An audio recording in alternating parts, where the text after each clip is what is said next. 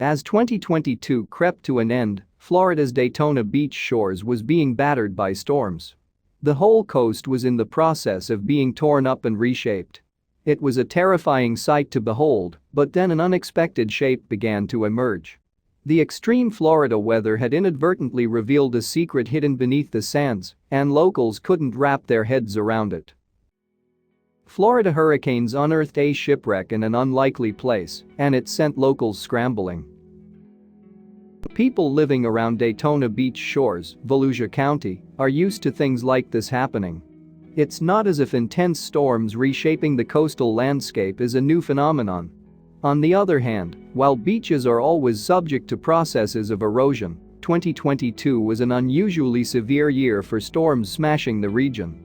A pair of storms in September and November named Hurricane Ian and Hurricane Nicole respectively were really severe. In fact, the region hadn't seen anything quite like them in some time. Ian was especially bad, considered to be one of the most intense weather events in all of America over the last decade. Tammy Malfers is the deputy chief of Volusia County Beach Safety, and she spoke to local news station WKMG-TV about the extreme coastal changes induced by these recent storms. "This erosion is unprecedented at this point," she suggested. "We haven't seen this kind of erosion in a very long time." And, of course, it was this weathering that helped to reveal whatever was hidden beneath the sands of Daytona Beach Shores. Amid the stress of dealing with the aftermath of the storms, this did at least provide locals with a little exciting food for thought. What on earth had been uncovered? Well, theories varied wildly. It was clear the thing poking out of the sand was made up of both metal and wood, which provided some clues as to what it could be. On the one hand, there were those who felt confident it was an old, wrecked ship. Others thought it might be the remnants of old seating, set up long ago when a NASCAR event was organized along this very beach. Others still wondered if the discovery was simply an old pier. In order to be sure, the experts had to get involved. A group from the Florida Public Archaeology Network showed up at the beach to take a look, as did Chuck Mead, a maritime archaeologist from the nearby St. Augustine Lighthouse and Maritime Museum.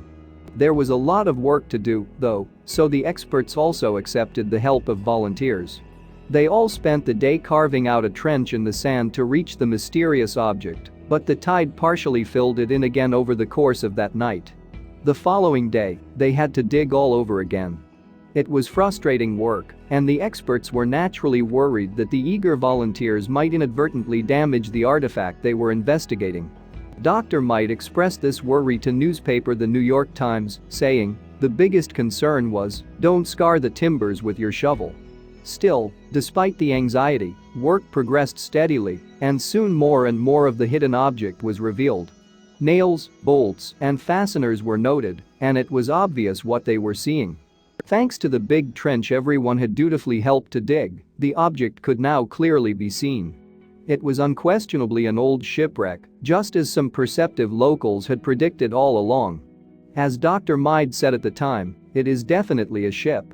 There is no way it is not a ship." It must have just been satisfying for the experts simply to confirm what they were looking at.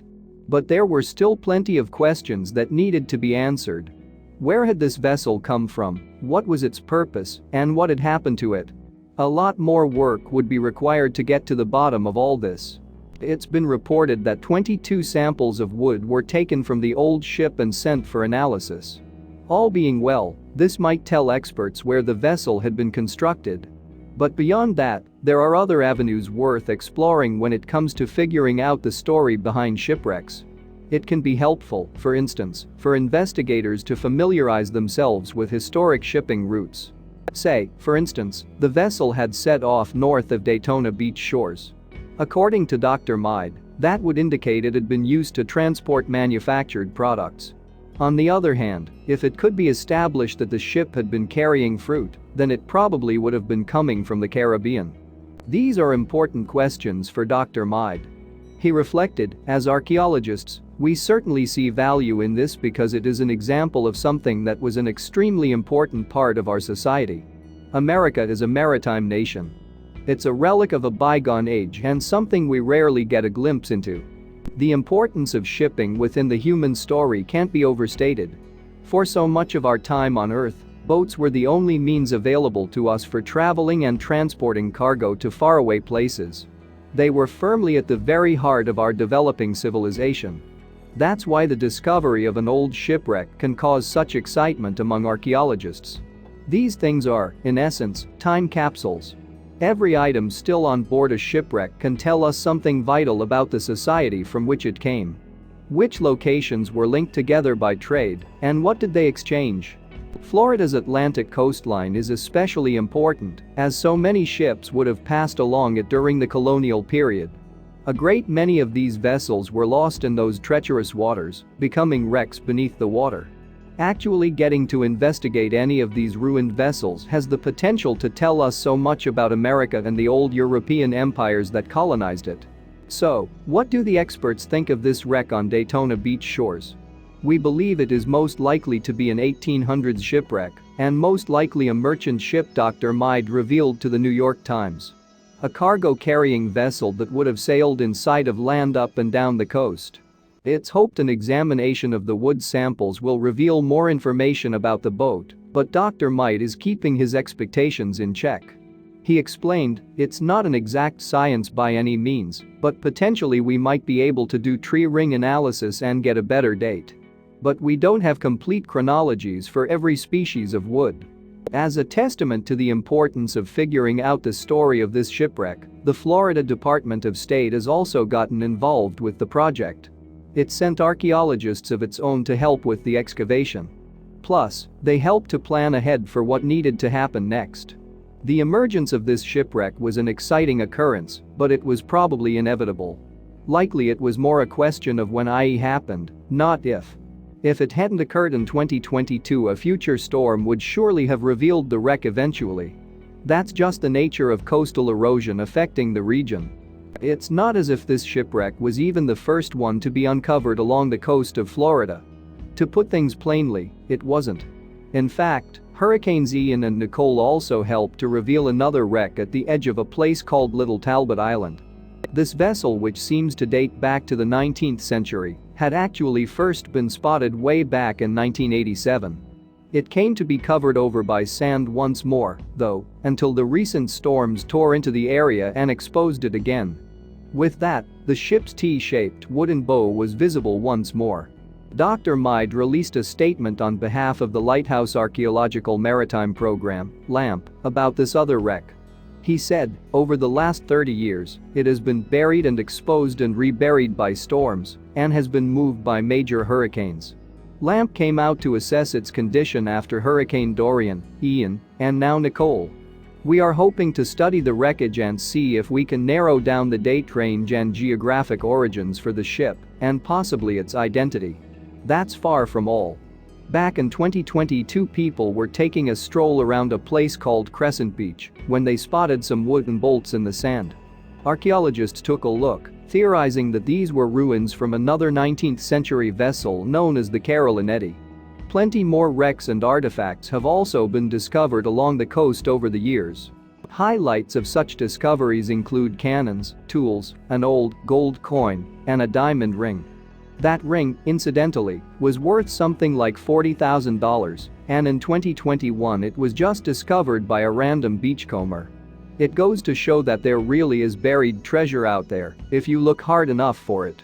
There's just something uniquely exciting about discoveries of this nature, and plenty of members of the public can find themselves getting swept up by them. As Dr. Mead reflected to the New York Times, the ideas just cascade down about the romance of Spanish galleons and pirate ships. It's a mystery, and it is romantic, and we want to solve the mystery. Still, public support and goodwill isn't quite enough when it comes to excavating shipwrecks. After all, it's a remarkably difficult job to complete. Actually digging up shipwrecks from the sand costs massive sums of money and a whole lot of time and effort. A lot of the time, disappointing as this might be, it just isn't feasible. That, unfortunately, is the reality for the shipwreck discovered along Daytona Beach Shores. But it's not all bad news. The wreck has endured here for such a long time, and now it will be reclaimed by the beach once again. It will be safe beneath the surface, ready to reappear at another point down the line. Plus, a law in place should prevent people from ever interfering with it. Dr. Might is confident the wreck will endure for some time yet. He said, right now the wreck is burying itself again. It is nestled within a wet sand matrix and has been buried for over 100 years. As long as it stays wet and in the dark, it will last pretty much forever. In the Bahamas, a similar story has unfolded as the remains of a long-lost ship have been pulled from the sands. The Nuestra Señora de la Maravillas sank into the ocean depths off the Bahamas in 1656, and its remarkable hull drifted into the abyss. The vessel was lost as it traveled from the Spanish colonies in the Americas back to Spain itself, and the value of this ship's cargo was practically unparalleled. It would be worth a vast fortune today. It's easy to understand, then, why some explorers have desperately been trying to locate this legendary vessel's hull. The Maravillas was constructed in the Basque region of northern Spain, in a province called Gipuzkoa. Its name was taken from a statue of Mary, Mother of Jesus, which had been sculpted during the 13th century and was known for its association with miracles. In keeping with the links to religion, a chapel was installed aboard the ship to allow services to take place during a given voyage. No miracles would save the Maravillas in the end, though. During the second half of the year 1654, the ship's fate was decided. The ship was in Colombia at the time, awaiting the arrival of another ship carrying silver. This other vessel ran into difficulty along the way, though, and sank near Ecuador. This misfortune was bad news for the Maravillas, too. A salvage mission was initiated to recover as much silver as possible from this other ship, and quite a bit was saved. But that meant it was down to the Maravillas to bring it back to Spain now.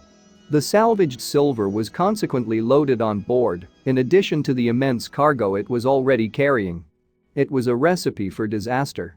Eventually, it was time for the severely overloaded ship to set sail for Europe. Its intended route would take it along the Bahama Channel, which traced a line between the Bahamas themselves and Florida. There was an issue, though. This area hadn't yet been sufficiently mapped. Sure enough, the Maravillas eventually lost its way. Then the unthinkable happened. The Maravillas had been sailing alongside another ship, but confusion engulfed them both. This other vessel slammed into the Maravillas, which set it on course for a coral reef.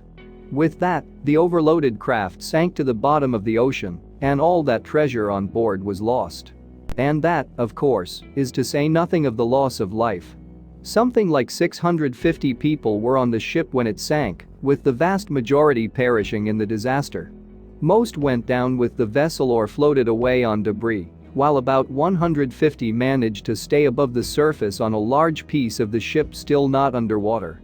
Only 45 survived in the end, with the others wiped out by the conditions at night or by shark attacks. As for the treasure on board, the amounts that were lost are absolutely staggering. If records are to be trusted, then somewhere between 30 and 40 tons of silver were on the Maravillas as it went down. Plus, there was a big religious statue that was made entirely out of gold. Naturally enough, the Spanish authorities sent out a salvage team to try and recover some of these incredibly valuable items. This mission, though, was a failure. If anything, it just made things worse. In trying to bring the ship to the surface, they ended up splitting it apart, which simply meant that the treasure dispersed. So, the ship stayed at the bottom of the ocean for generations. Attempts were made during the 17th century to locate the lost ship, but it didn't work out. It was only much later, in fact, that the Maravillas was ever successfully salvaged again. That was during the 1970s, after a bunch of divers finally managed to broadly work out where it was. Still, even though the ship had been located, no salvage operation was forthcoming. That only occurred the following decade, in 1986. A team of explorers tracked it down with the help of some electric wizardry, which helped them to pinpoint its specific location. It was trapped beneath a whole lot of sand which had drifted over it across the years as the wreck lay upon the surface of the seabed. The team removed most of the sand, and with that they were ready to go. Divers were sent to the depths so they could begin to recover some of the treasures from this ship that was lost so long ago. The cargo had been estimated to be worth something like $1.6 billion, and that was in 1986. The pressure, then, must have been immense for the divers. The wreckage had been 30 feet underwater, situated 50 miles or so from Grand Bahama Island. It was down, then, to a team of divers and archaeologists to get stuck into the salvage mission. They did so under the watchful eye of business tycoon Herbert Humphreys, who was bankrolling the operation. The team was successful in bringing up treasure worth millions of dollars.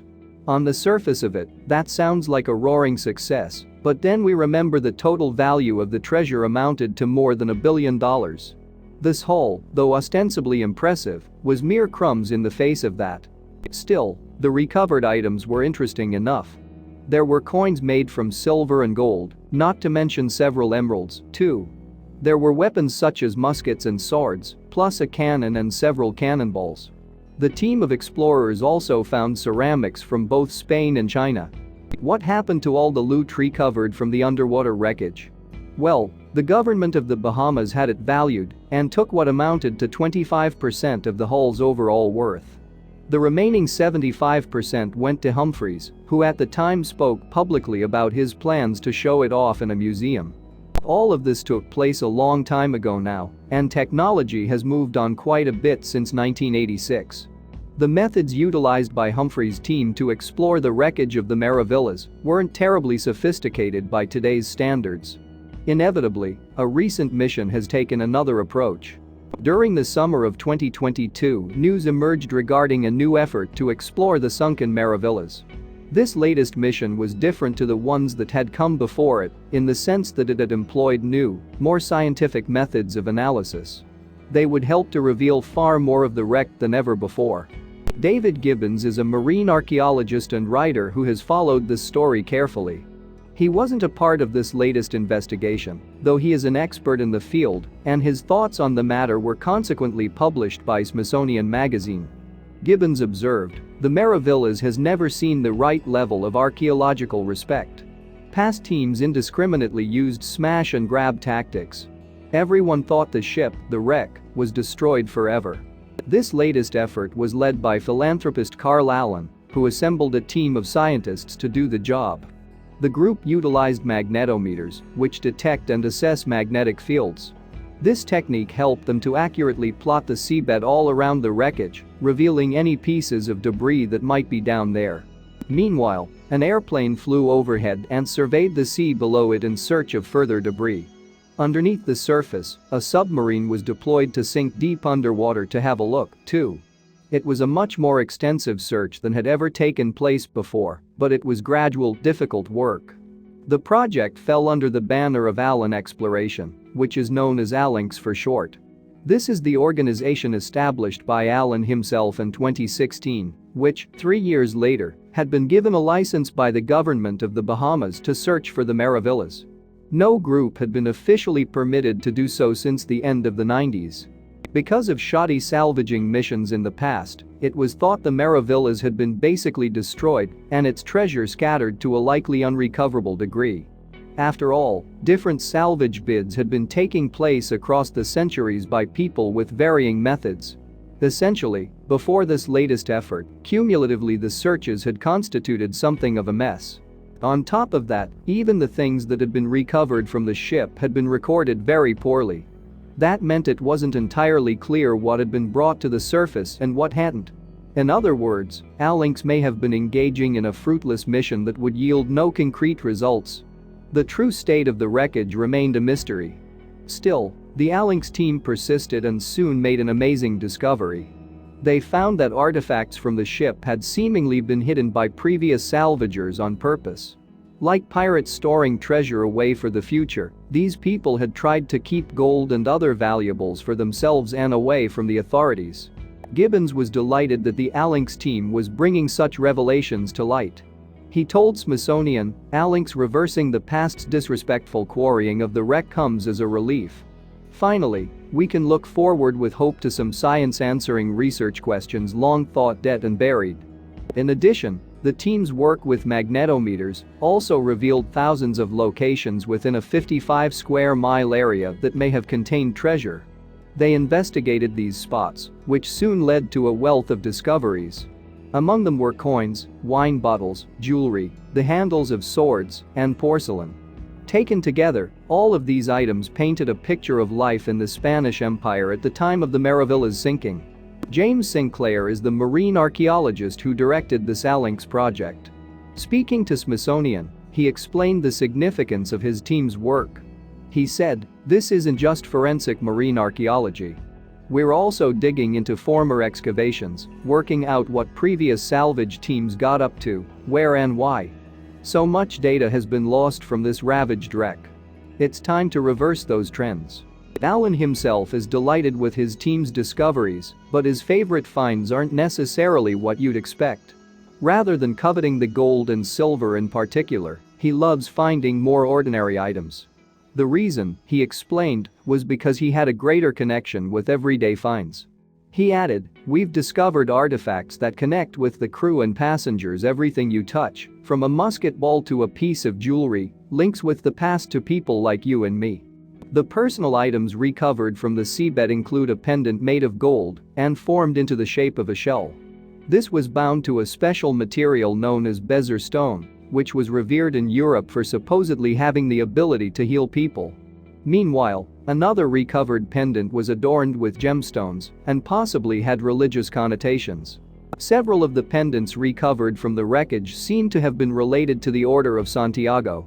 This was a military organization from Spain and Portugal, which dated back to around the year 1160. It consisted of knights and was considered to be the most distinguished organization of its kind. Beatriz Chater Sampson is a historian specializing in jewelry who's taken a look at images of the pendants.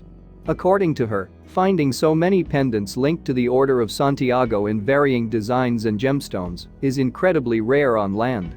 They would have been strung around the neck on gold chains to show that pious owners had made a pilgrimage to St. James' Shrine. They make the decks of the Maravillas feel like a floating aristocratic court, mixed with the sweat of sailors heaving on rigging.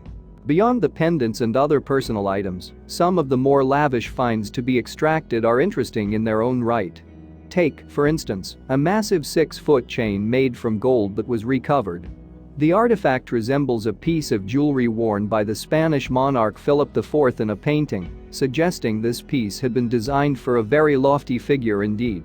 A huge number of jewels and gemstones have been discovered laying upon coral reefs by the Phalanx team. These things are individually only a couple of inches in length, yet their collective discoveries are hugely significant. They represent clear evidence of smuggling back at the height of the Spanish Empire, back then thought to have been a highly common practice. Reflecting on his project, Allen told Smithsonian, "Exploring the debris field veering away from the Maravilla's strike point where the boat was wrecked is a mixed feeling. The sea bottom is barren. The colorful coral that divers remembered from the 1970s is gone, poisoned by ocean acidification and choked by shifting sand. It's painfully sad. Still lying on those dead gray reefs here and there are sparkling finds." The items recovered from the Phalanx project have been exhibited in the Bahamas Maritime Museum, a brand new institution which opened on August 8, 2022. This is located on Grand Bahama Island and doesn't exhibit items exclusively associated with the Maravillas. The facility also concerns itself with the Bahamas' history more broadly. None of the items recovered by the Phalanx are set to be put on the market and sold. Instead, their purpose is strictly to be educational, and they will therefore be exhibited at the museum. That's an incredible thought, considering just how much all these things are actually worth. But the heritage of the Bahamas is deemed more important. Allen X has actually found a host of other shipwrecks since getting to work in 2019. But the team is not done with the Maravillas just yet, as there's still an important part of the ship that still hasn't been located. This is the stern castle, which is an upper segment of the vessel. It probably split off from the rest of the ship as it was sinking. Who knows where it ended up after that? Allen is happy to keep going, as there's undoubtedly so much more to discover in the waters of the Bahamas. He told Smithsonian, "I could spend my life looking for ships in the Bahamas and only scratch the surface of what's down there. There are wrecks here from the 1500s forward. And who knows what's even earlier." These potential discoveries can help shape the story of the making of the Americas and the peoples that owned the land before colonial Europe arrived. Thanks for watching, and don't forget to like and subscribe.